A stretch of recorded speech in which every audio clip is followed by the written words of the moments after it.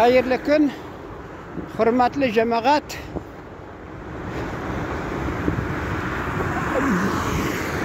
Bu bizden halk arasında hazır taralgan şunday aytım.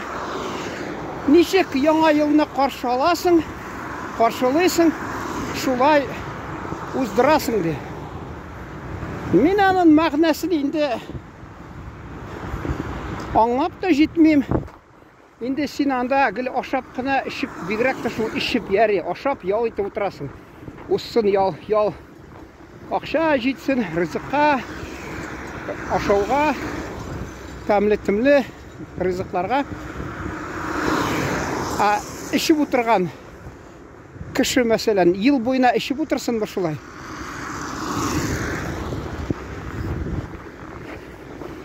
Ol mine şu kızganışka karşı айтсалар да инде сила действия равна силе противодействия деп тағы нәрсе деп мәселен жәмғиятта көрініш бар шундай зор киноларда гел отырып ішәләр рахатланып аны қызық итеп күрсәтәләр. Бала шақтан кіші қарый күләләр. Нәрсә дип әйтәләр? Урысча круто. Круто дип уйлый. Бердә күрсәтмиләр. Исереп аунап ятканын. Нәрсә бездә вахшилек, нәрсә инде? Ул сүзне онытып та торам инде. Вахшилек. Ямсызлык инде. Bir қарасаң, хурлық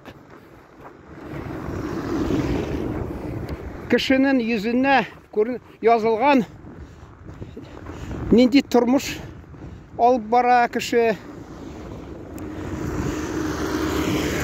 қызғанышқа қаршы қазір күреш алып барылмай элек заман мәселен бір яғынан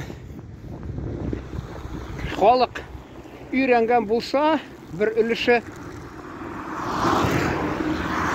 ішімліклерге қызықсынып қараса,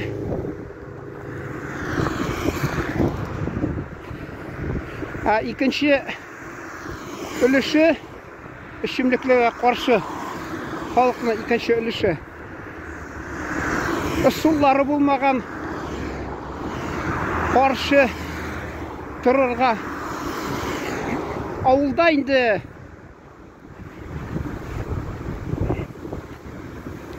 енді бұл мәселе да тұрған, әмме ауылда кім ауылда туып өскен шул біле енді мәселе анда бигрәк та біздің халық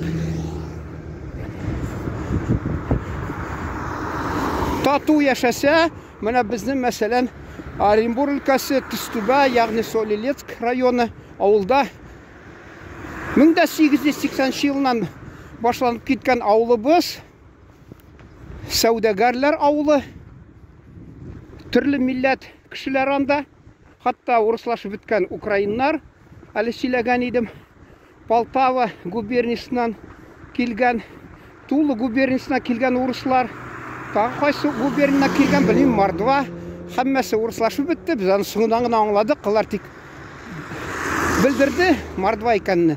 Өз тілінде сөйлесіп екенін естімедік біз. Анда бізде Сыркин, Курушкин, Седлецкий, Ватинцев деген шундай қызық фамилиялары. Көрші ауылда совхоздың екінші бөлігінде мәселен анда 1908 жылы орнашқан ауыллары Троица деген байрамда келіп орнашқанлар Столыпин реформа бойынша. Алар енді тілін біраз сақлап қалдылар. Соңыдан аларда біз әлі мәктепте оқығанда алардың интернаты болды шул ауылдан 30 шақырым бізден күн яққа алар үзара анда-санда үз тілінде сөйлесіп қоялар. Мазақ үшінме білмеймін. Қазақтарда, қазақ халқы, егітлері, аларда біраз қазақша сөйлеседі. Шуннан келіп. Бізді, тілі бізді, ғұрып ғадеті бізді шу сақлап қалды. Нендей қырыс дейлер, қырыс нендей заманнар қырыс болмаса да, біздің ата-бабаларыбыз бәрібір тырышалар тіліні сақларға, ғұрып ғадетлеріні. Ол вақытта оңай іш болмады. Чүнки хүкімет Брежнев чорында білесіз енді.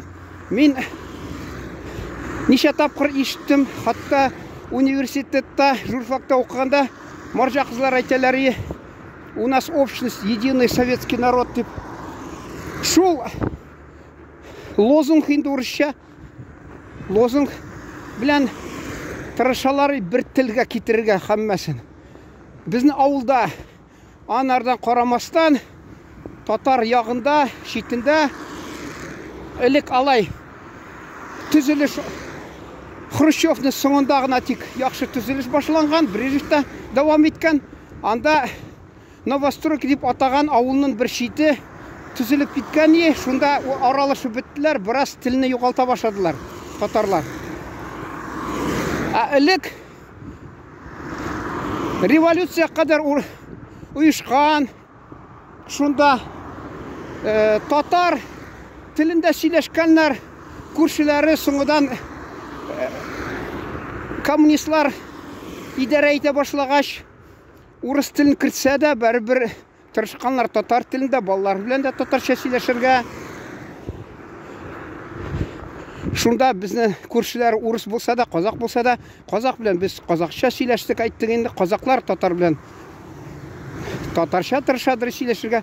Шулай нешіктір 2 миллиард біздің туғанда, шу миллиард қазақ халқы білен бір-бірсін аңлап, тырышалары бір тілін құпларға біраз дин бір ашқа шақырғанда сөйлешелері. Болды енді анда-мында ызғыш, ансы да болды енді.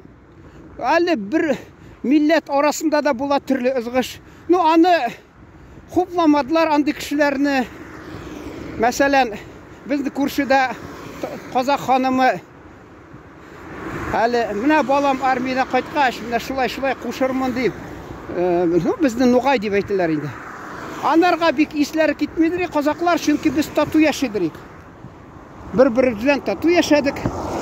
Тынышлық болды, дослық та хатта.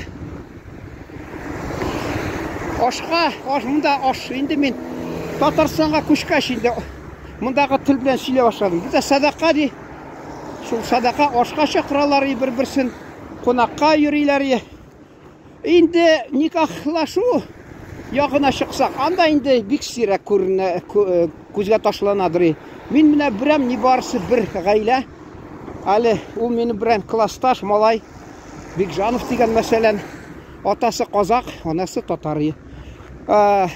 Орыслаш қанны да көрмедім бек. Бек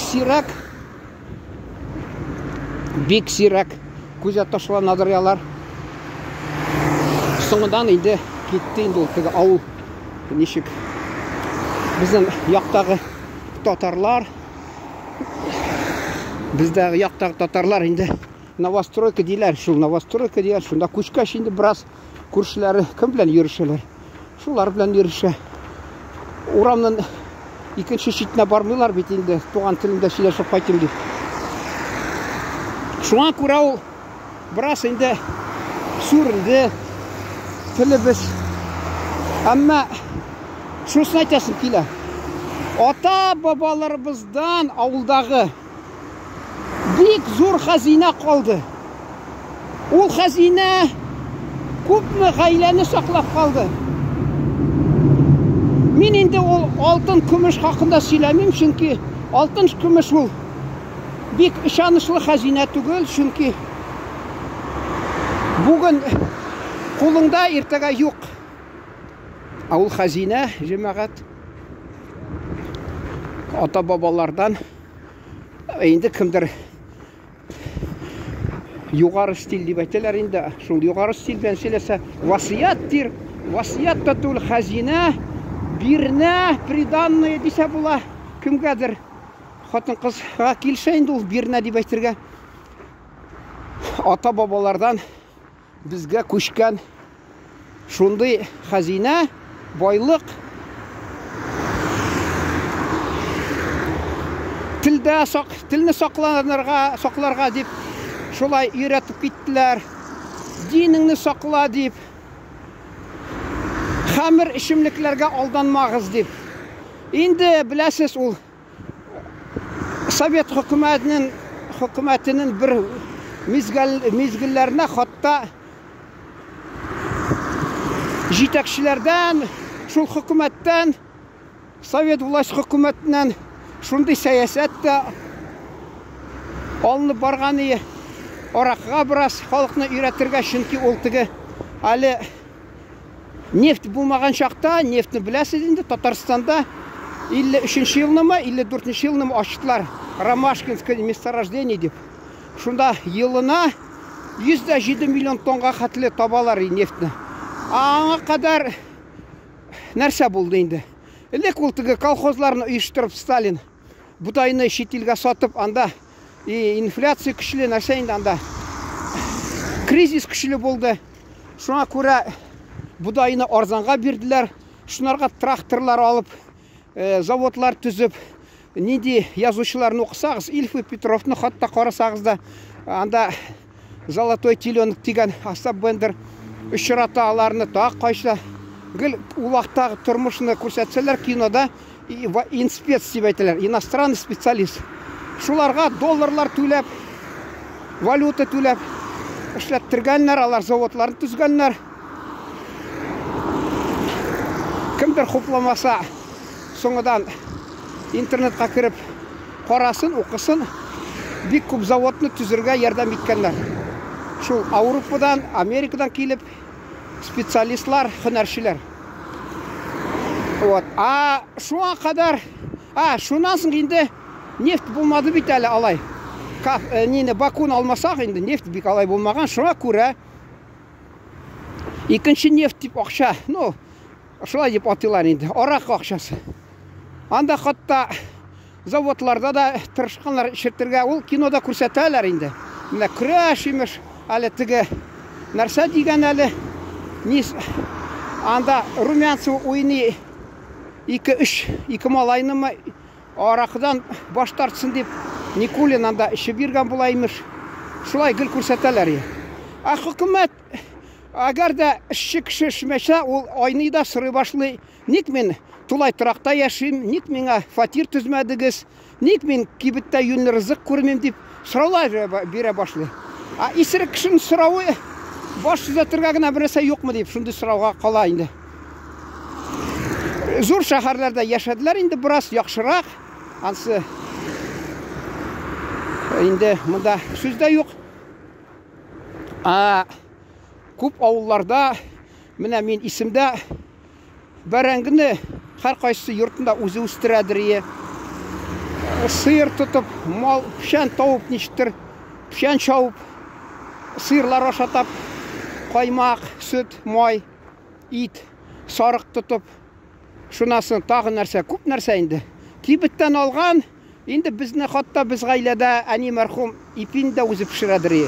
Күмәш, ақ күмәш пішірілер біз яқта. Көбісі шол қайсы кибіттен барып ала, қайсақта шол пекарни деп шол пекарни алалары. Кибітті шол конфит, шайда грузин шайы, Хиндустан шайы болмайдыр, бик сирак, дефицит күшлі. Тағы нәрсе, кибітті әлі нәрсе болмады. Көбісі үйде жетіштірген рызықлар болды. Шол бәрәңгейінде ит, ипи, совхозда айталар, выписывать деп yazып берәләр. Бірнеше центнер ме ғайлаға. Шуна барып тігірменге оны етіп алып қайталар. Шун білән ипи пішіріп, хожабикалар ипи пішіредір. Шун білән яшилар. Мен шуны айтасы келі. Инде шул рызык турында айттым бит. Шуңа күрә аракы кибеткә барса аракы. Яшьләр нишләргә? Кино вакытта аклы кара төстә төсле кинолар сирәк. Киносы инде юньләп андагы пропаганда. Бу инде кызык күренеш. Бер ягыннан кеше эшләп акча таба да клубка бара кино карарга. Анарга теге красная пропаганда дип атаганнар бит чит илләрдә. Капитал аяк тайбет әле. Шул теге мир капиталы дип әйтәләр. Шунда алар красный пропаганда дип ата. Шул красный пропаганда инде кара актары ни ак-кара, черно-белый киноларда шул коммунистларны күрсәтәләр ничек. Ну, яри ул мәсәлән сугышта ул яри кешедә. Анда пропаганда инде аңлашыла. Менә бу тормышта, эштә шул имеш күрсәтәләр кешеләрне заводта ничек эшлиләр. Үзен жәлләмичә, акча өчен эшләмиләр имеш. Байлык өчен эшләмиләр. Ул ил көчәйсен дип, ил байысын дип. Шулай күчәнеп эшлиләр инде. Ничә кино күрсәттеләр әле, хатта ничә киноларда күрсәттеләр. Шуны безгә. Менә шуны әйтәсем килә.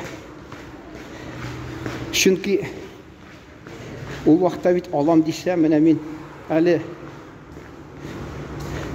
авылның тарихын язган китаптанда хатта Алманидан, ягъни Германиядән килгән карават, машинка, зингер бездә ул теге тяжелый промышленность дип, җиңел промышленностька, авыр промышленностька игътибар итеп, җиңел промышленностька игътибар итмичә, шулай менә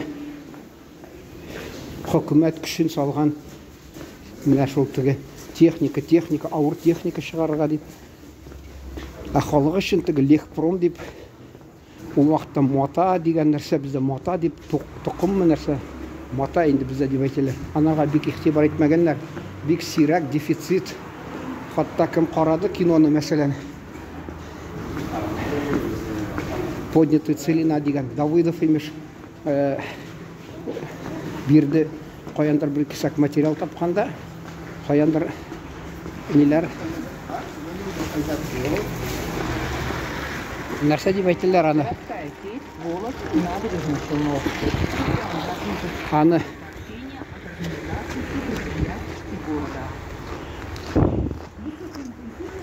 инде техниканы төзәтергә, ремонт ясарга әйтәләр шул. Ключ. Нәрсә дип әйтәләр шул, техника ремонт ясыйлар шунда. Шуны бирде ахырында бер материал кисәге белән. Ул вакытта дефицит. Иң алда барган передовик дип аталган кешегә инде бер кисәк материал биргәннәр инде шунда калса. Кибеттә сатылмаган. Шуңа күрә кайда тапкан акчаны тотырга? Аракыга. Шуның безнең ата-бабаларыбыз шуның белән көрәшеп, үзләренә калса көрәшеп ничектер тырышканнар. Азмасын дип, киләчәк буыннар азмасын дип, үзенә калса, ул вакытта инде хөкүмәт дин белән көрәшкән, шуңа карамастан алар инде үз җыйналганда да шул авылда, җыелышларда аш дип әйтәләр Татарстанда, бездә анда садака диләр, шунда җыйналганда үзара киңәшләшеп, соңдан һәр кайсы өендә тырышкан тәрбияләргә киләсе буыннарын аракыга мавыкмагыз. Аракы сезне хайван итә. Аракы эчмәгез, тәмәке тартмагыз. Үзегезне ипле тотыгыз дип гел шулай тәрбияләп килгәннәр шул. Шуңа күрә алар авыллардан инде уңган кешеләр чыккан. Күрдегез менә, мәсәлән, Татарстанны алыгыз, хатта ничә танылган адәм авылдан чыккан. Әле мактанган булмасын, монда бер баш мөхәррир, журналист булгач мөхәррир, баш табиб шушыннан, Татарстаннан, мин аны бездә бит төстүбәдә күл бар, тузлы, шунда барам дигәч, туганнарым барганда мин апарганым, ул безнең авылга барды да, инде елга буенда балык тотып тора, шунда миңа инде йөрәгемә май кебек килгән сүзләр инде. Менә мин аңлама, шуны инде күзгә дә китерә алмаганым, шушындый менә гади генә авылда шундый менә журналист үскән икән дип миңа әйтер. Аны без гаиләдә 8 малай булдык, 2 кыз, 8 малайны тик әле Брежнев чорында гына 5 юқары білім алды. 3 хатта Одессада, әллә кайы барып. Одессада барган, укыган ул ни ди менә әйтәсе килә. Әгәр дә ул кемдер шикләнер, әтисе чабан булгач сарыкап баргандыр әле. Анекдотта бар бит менә аэропортта сарык белән кирип килә. Кертмиләр аны самолетка. Сарык белән ярамый. Бу сарык түгел ди. Сарык яна институтта, мен анды балам ди институтта сарык шул ди. Бу сарык түгел ди. Шул шикелле ул әгәр дә Оренбургда укыган булса балалары, мен мәсәлән Екатеринбургта. Ул аңларга буладыр шулай ит биргән икән саргап барганда шулай дип. Одессага бит сарык күтәреп барып булмый анда. Бузыла, поездга кертмиләр, самолетка да кертмиләр. Анекдотны икенче карасагыз да инде. Вот, шуны әйтәсе килә. Шул менә безнең абыйларыбыз укып чыкты, ашлы тукты әле күрше авылда урта мәктәбендә тамамлап вакытында әле берсе Сталин чорында, икенчесе Сталин, икенчесе Хрущев чорында мәсәлән иң зур абыйларыбыз. Шуны әйтәсе килә җәмәгать. Безнең халкыбыз гел тырышкан, нәселебез теге не исән нәсел дип, здоровый корень, здоровый плод ди урысча әйтәләр. Шуңа күрә инде тамырлары, нәселе исән булсын дип, шуңа күрә бу кеше булырлар дип әни мәрхәм әйтәдер. Балам укы, кеше булырсың, балам укы, кеше булырсың, балам ишмә, ул яман нәрсә дип, гел шуларны телләрен куртып безгә шул сөйләп торалар. Шуңа күрә җәмәгать әйтәсе килә, менә мин беренче инде мәҗбүри мен тамамлыйм беренче бүлеген. Сезгә ошаса инде тагы карарсыз. Хәзер менә шуны теләчәкләрегез булса, шул тегесен караганыгызны күреп, лайкларыгызны күрепме, комментарийме, шундый комментарийларыгызны күреп, бәлки дәвам итермен. Шуны менә шушы ахыргы тамамлап әйтәсем килә. Урыс әйтә бит, низкий поклон ди. Баш иергә кирәк без, ата-бабаларыбыз алдыннан. Чөнки алар үзләрен ничек жәлләмичә дип әйтәләр инде. Кызганмыйчымы? Тырышканнар. Безнең татар халкының бөтен әллә кая Татарстаннан ерак торып, бүтән пропаганда, бүтән сәясәт, хөкүмәт сәясәтенең ниләрендә нинди шартларда яшәмәсә дә, нинди бүтән милләт үз телендә алар сөйләшкән хөкүмәт милләте арасында яшәмәсә дә, шуңа карамастан тырышканнар үзләре саклап һәм балаларына, киләчәк буыннарга телне, гореф-гадәтне, бүтән нәрсәне сакларга. Менә шуның өчен әйтәм, аларга бик зур рәхмәтне белдерергә тиешбез. Әйтәләр урысча, будьте достойны, лайыклы булырга тиеш шунарга. Менә шуның белән тамамлыйсым килә, соңыннан бәлки дәвам итербез. Игътибарыгыз өчен рәхмәт, исән сау торыгыз.